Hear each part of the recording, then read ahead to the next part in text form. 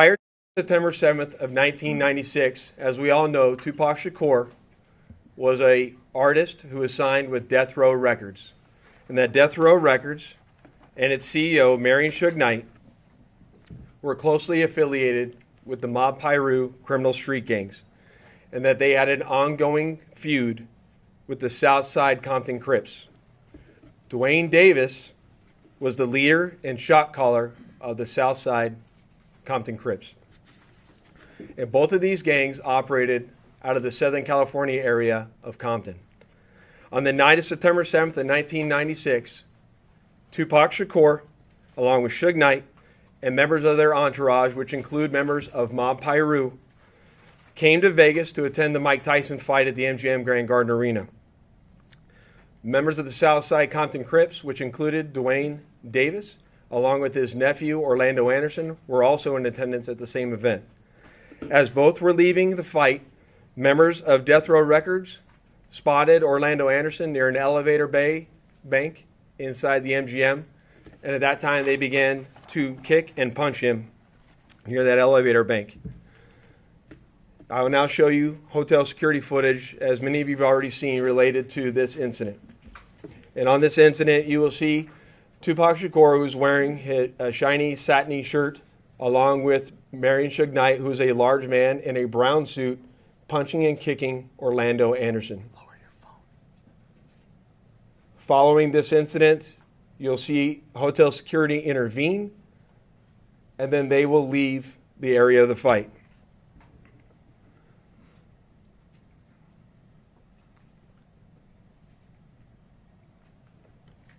Little did anyone know that it is this incident right here that would ultimately lead to the retaliatory shooting and death of Tupac Shakur.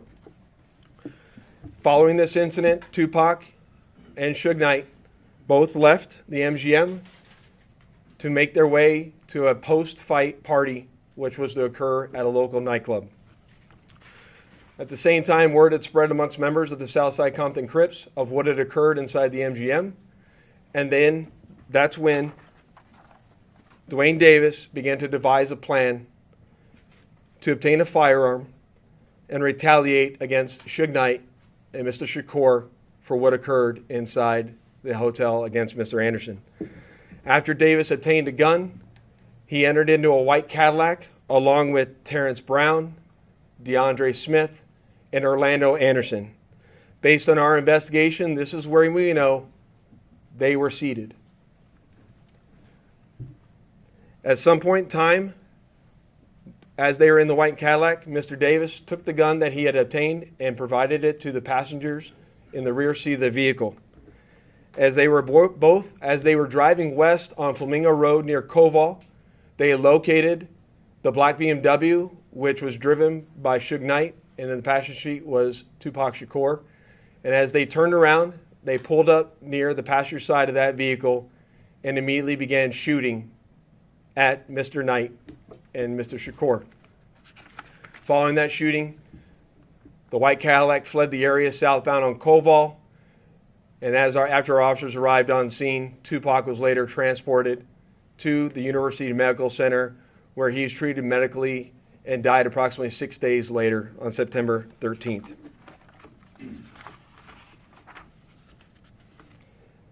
My homicide section handled this investigation from its onset and for a short amount of time. And within a short amount of time, what we knew was that we were working a gang investigation where our victims, our witnesses, and our suspects were all from Southern California and not local to Las Vegas. Within the first few months of the investigation, our detectives knew most of the information I just briefed you on. However, we never had the necessary evidence to bring this case forward and present it for criminal charges.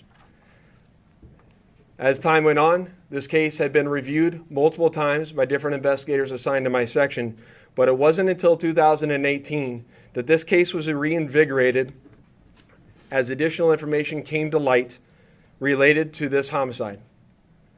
Specifically, Dwayne Davis's own admissions to his involvement in this homicide investigation that he provided to numerous different media outlets. In our section, we knew at this time that this was likely our last time to take a run at this case to successfully solve this case and bring forth a criminal charge. It was at that time that this case was assigned to Cliff Mogg, a detective within my homicide section. And over the last 5 years, my section worked closely, hand in hand with the Clark County District Attorney's Office, and followed a systematic investigative plan over the last 5 years.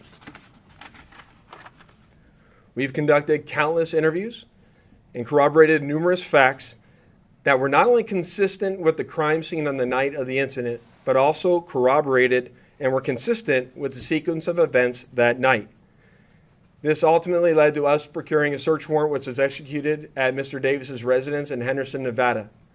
And following the execution of that search warrant, in close coordination with the District Attorney's Office, this case was presented to the grand jury, which ultimately led to Davis being indicted on charges of murder.